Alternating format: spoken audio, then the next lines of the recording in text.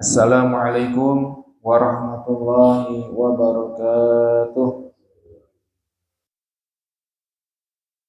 Alhamdulillahilladzi arsala rasulahu bil huda wa dinil haqq liyuzhirahu 'alad dini kullih wa kafaa billahi shahida. Asyhadu an la ilaha illallah wa asyhadu anna Muhammadan abduhu wa rasuluhu la nabiyya ba'dah. Allahumma sholli wa sallim ala sayyidina wa maulana Muhammadin wa ala alihi wa sahbihi ajma'in. Amma ba'd.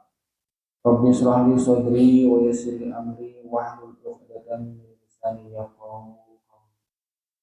Qala Allah ta'ala fi kitabihil karim wa wasdaqul qa'ilin a'udzu billahi minasy syaithanir rajim.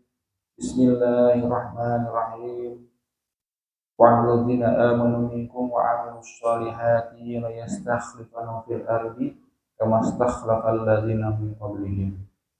Shadaqallahul azim.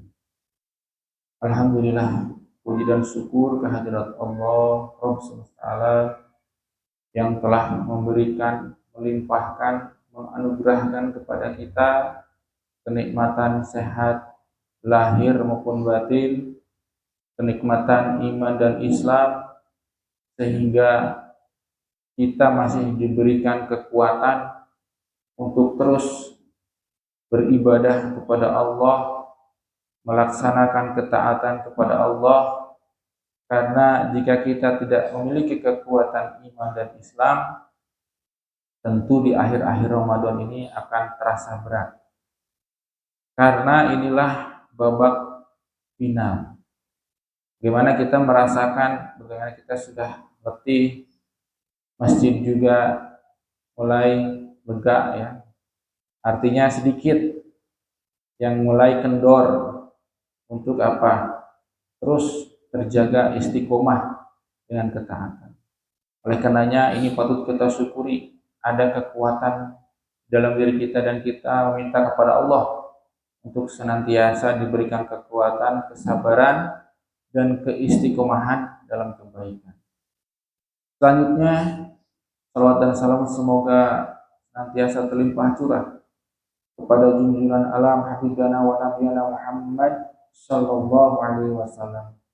Juga mudah-mudahan terlimpah curah kepada keluarganya, kepada para sahabatnya, kepada para pengikutnya hingga kita sebagai umatnya yang mudah-mudahan mendapatkan syafaatnya nanti di yaumil akhir.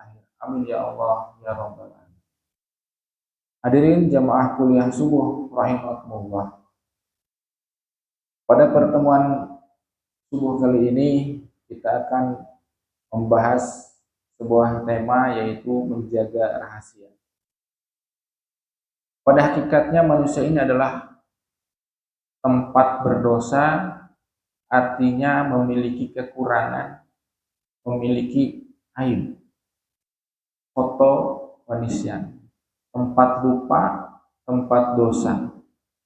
Dengan begitu pasti setiap manusia itu tidak suci, tidak bersih dari yang namanya dosa. Karena Allah telah memberikan yang disebut dengan hawa nafsu. Namun demikian ada kalanya kita harus menjaga rahasia, baik itu berupa aib ataupun rahasia-rahasia yang memang tidak boleh diumbar kepada umum. Hal ini adalah menjadi tanda sebagai orang yang beriman, yang bertakwa. Karena lisannya ini bisa menjaga. Ya, jadi kalau bahasa sekarang itu comel. Comel itu segala diomongin, baik itu sengaja ataupun tidak sengaja. Yang disebut dengan keceplosan itu berarti sesuatu yang memang sudah menjadi habit. Apa itu habit? Kebiasaan. Artinya dia tidak bisa ngerem, semua dikatakan, semua diucapkan. Bahkan mohon maaf, rahasia keluarganya ramai. Bukan hanya di pasar, bukan hanya se-BJI, sedunia. Kenapa? Karena diumbar lewat medsos. Ya. Permasalahan-permasalahan keluarganya diumbar, ada keluhan-keluhan diumbar. Masalah suaminya diumbar, masalah istrinya diumbar, masalah anaknya diumbar. Akhirnya aib itu terbuka ke seluruh dunia. Yang lain ikut campur. Padahal menjaga rahasia termasuk aib keluarga itu harus ditutup rapat-rapat kecuali jika ingin melakukan penyelesaian. Maka dicarilah pihak-pihak ketiga. Pihak-pihak ketiga ini harus amanah. Pihak ketiga ini bukan untuk menyalahkan tetapi untuk mencari solusi. Problem solver. Mencari solusi dari kedua belah pihak jika memang ada masalah. Tentu pasti akan diceritakan masalah-masalahnya. Nah, menjaga rahasia masalah-masalah ini wajib hukumnya dan dosa jika kita membuka aib. Apa jika kita menyampaikan ke halayak ramai, maka ini dosa. Lidah kita itu akan nanti dikerat-kerat di yaumil akhir. Karena apa? Lisannya tidak bisa menjaga. Ketika di majelisnya Imam Al-Ghazali, yaitu orang ahli sufi, pengarang kitab yang terkenal adalah Ihya Ulumuddin, bertanya kepada majelisnya, kepada para santrinya, kepada para mad'unya. Salah satu pertanyaan yaitu apa yang paling tajam? Ya, apa yang paling tajam? Banyak yang menjawab pedang, pisau, silet. Itu memang adalah tajam pada hakikatnya.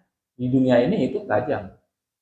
Apalagi diasah ya, untuk menyembelih hewan kurban itu harus tajam.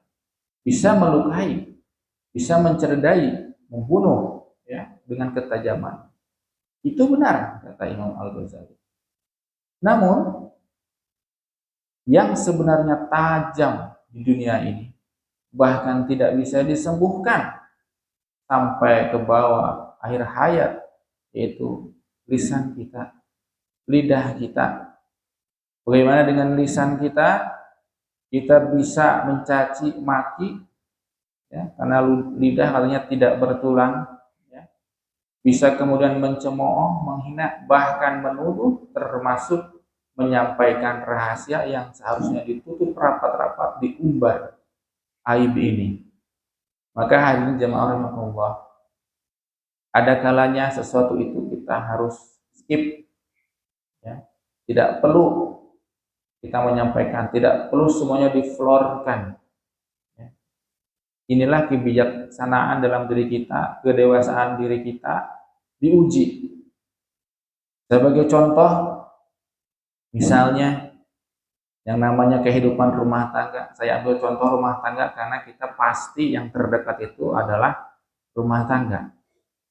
Supaya kita menjadi contoh agar keluarga kita menjadi sakinah, mawadah, warahmah. Karena salah satu dari ciri dari sakinah, mawadah, warahmah itu bukan tidak berantem, bukan tidak ada aib, bukan. Ya, wah keluarga ustadz mah hebat, adem ayem. Ya. Padahal di rumah rame itu ya. Ya, masalah apapun ada di rumah, tapi nanti ketika keluar skip ya, sebatas di rumah karena itu aib, tidak boleh keluar. Nah, saya ambil contoh dalam rumah tangga, kita pasti memiliki namanya istri, anak, anggota keluarga. Konflik kita sebagai kepala rumah tangga, sebagai pemimpin, bahwa kita kepala rumah tangga itu adalah pemimpin di dalam keluarga. Maka kita harus bijaksana. Kita harus mendidik anak dan istri kita, keluarga kita. Salah satu ciri sakinah itu adalah ketika terjadi masalah tidak membawa keluar. Tidak ada yang tahu. Bahkan adabnya ketika mau berantem tidak di hadapan anak-anak. Mau gimana ya, orang lagi emosi ada anak kecil. Tidak jarang ya anak-anak kemudian menjadi melihat orang tuanya bertengkar, kepribadiannya menjadi seorang emosional, ya, mudah marah, temperamental. Jangan salahkan. karena melihat konflik yang diperlihatkan oleh ayah dan ibunya. Ini saja sebagai contoh. Kita harus menjaga, ya. Jangan sampai seorang ibu mengatakan kata-kata yang tidak baik di depan anak-anak kepada ayahnya anak-anak, ataupun sebaliknya, ya. Semua, oh dulu kamu ini begini dan begitu. Dalam anggota keluarga saja ada adabnya. Tidak boleh nih, ya. Kadang saya suka melihat, bapak maneh tehnya, wah ke anaknya. Padahal itu tidak boleh. Dulu begini-begini disebutkan kepada anak. Atau nih, ibu kamu tuh dulu, wah kalau enggak. Nah, maka kita harus men-skip, tahu adabnya. Kemudian, yang disebut dengan keluarga itu, anggota intinya hanya 3.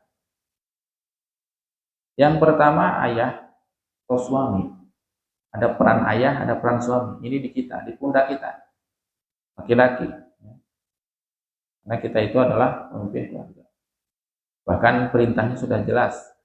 Ya ayyuhalladzina amanu qu anfusakum wa ahlikum nar. Wa ahlikum. Ya, kita yang disuruh oleh Allah itu yaitu para laki-laki. Domirnya itu adalah kepada laki-laki. Jagalah dari api neraka. Salah satunya agar menjadi sakinah warahmah itu bagaimana mendidik agar jangan sampai aib-aib keluarga itu diumbar seenaknya ketika emosi tidak tertahan, tidak terbendung, wah semuanya keluar. Maka yang pertama ayah. Yang kedua anggota keluarga itu adalah ibu atau istri. Dan yang ketiga adalah anak. Baik anak yang diadopsi ataupun anak sendiri ketika sudah menjadi anak, ya, itu adalah anggota inti. Terlepas nanti dari mahram atau bukan mahram, ya nanti setelah dewasa lain pembahasan. Tapi yang disebut dengan keluarga inti itu. Mengapa saya perlu bahas ini? Karena tidak jarang ketika ada masalah aib akan keluar dari 3 orang ini, yaitu kepada siapa? Ibu kita, ayah kita, mertua kita. Itu tidak boleh. Ketika ada ibu kita berkunjung, kita berkeluh kesah. Ketika ada mertua kita berkunjung, kita berkeluh kesah, disampaikan semua masalah keluarganya, itu tidak boleh. Walaupun itu adalah orang yang telah melahirkan kita. Karena pada hakikatnya, ketika sudah berkeluarga, ayah dan ibu, mertua, itu adalah pihak ketiga yang harus dalam aturan Islam rahasia keluarga dijaga. Apakah dengan begitu kita menjadi zalim? Tidak. Justru kita itu menjalankan syariat.